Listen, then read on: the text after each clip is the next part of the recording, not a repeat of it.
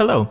In this video, we're going to take a look at some of the more advanced drawing features in the freeware Composite Photo app. So the first thing we're going to do is open up our app, and then touch the balloon icon to create a new document if you don't already have one open. Then I'm going to bring in a photo of my dog using the plus album icon. I can choose the specific photo that I want to use from my camera photos here on my iPad. So I've got this photo that I want to use, and as always I can zoom in or zoom out to shrink that down. I'll leave it about this size for now, and then if I touch the draw button toward the bottom left of the screen, I can just move my finger across this drawing to draw with this pencil tool here. Now, this is great if I want to draw this little mustache. The only problem is that I don't have a whole lot of precision here, so I'm going to hit undo to undo that, and then I'm going to touch the draw button again to get out of the drawing interface, and I want to zoom in.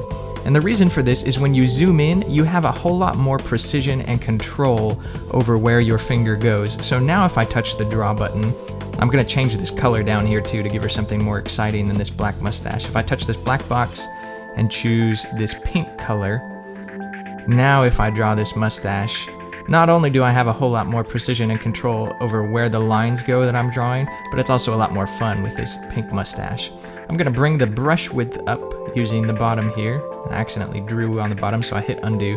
Bring the brush width up, give her this super awkward, giant looking caterpillar of a mustache.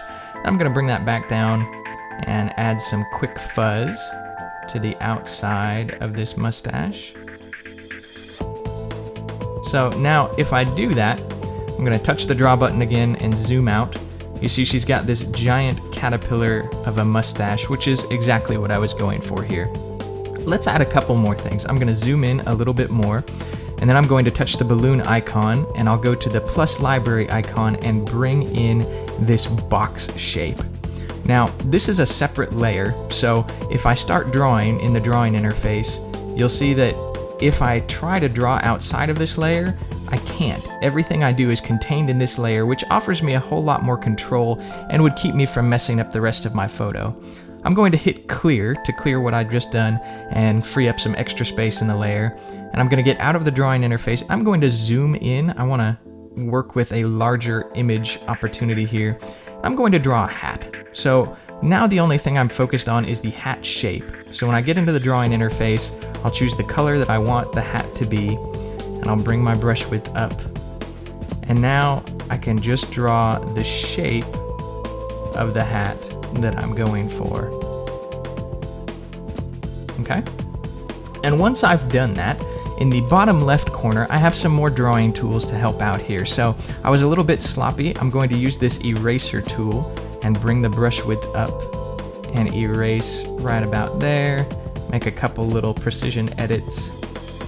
Make it look a little more like I want it to. And then I want to use the fill tool, so I'll touch the icon in the bottom left again and get to the fill tool. And I'm just going to touch inside the hat shape that I've created, and you'll see that it automatically fills it with the color that I have selected, which is exactly what I wanted. So I'll get out of the drawing interface, and now I'll just use my fingers to kind of pinch to zoom out with this particular layer and place and rotate that exactly where I want. This is also a good way to use the disproportional scaling ability. If I touch this green circle up here and touch the ratio button, I can actually stretch this out horizontally a little more to give the look that I would like. I like that, so let's add a few more things. I'll go to the balloon icon, touch the plus library button again, bring in another box, and I'm going to go ahead and get in the drawing interface and hit clear in the bottom right corner once again to clear out that stroke, that outline of the box. And I want to add a few boots for her. So I'll get out of the drawing interface to move this where I'd like to. I want to add a couple boots at a time, so I'm just going to position this roughly where I'd like it, and then use this icon in the top right corner to work with my whole photo composition. So I'm going to touch that to zoom in so I have a little more precision in my work here, and get right over her little feet so I can draw. And then I'll touch that to get out of that overall composition. Touch the draw button to get in the drawing interface again, move my brush width up, and select the color that I would like to use. And then I'll just draw some little boot shapes there. Move my brush width down a little bit for this one. some little boot shapes. Okay, and then I'll use the fill tool in the bottom left again to fill those to make it look like that. Okay, I'll use the overall photo composition tool in the top right corner. Oh, first you need to get out of the drawing tool, so if you haven't done that, make sure you get out of the drawing interface. Then I'll use that tool, and I'll zoom out a little bit here. I think she looks pretty good. Let's go ahead and add some sunglasses. So I'm going to bring in the plus library icon, and oh, let's choose these glasses from here. Now this creates a separate layer automatically, which is nice, because that way I don't have to change anything on the other layers I've created. Position those how I want, shrink them down slightly. I think that is just about perfect. Now, the last thing I want to point out before we finish up today is the original drawing, the original photo I brought in where I drew the mustache. I actually drew that mustache on top of the photo. So if I select that layer and I choose to do a filter or an effect using this bucket icon in the bottom right, if I choose something like this sepia tone, you'll notice not only does it apply to the photo I brought in, but it also applies to the mustache that I drew on that photo layer, while these other items that I've brought in, this hat, these boots, and these sunglasses, are all separate layers, so the sepia is not applied to that.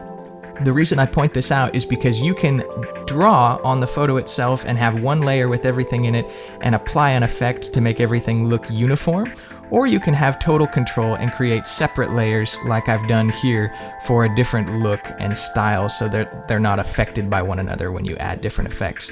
I hope this tutorial has been helpful. If you have any additional thoughts, comments, or ideas for tutorials that you would like to see, please let us know. Thank you for watching.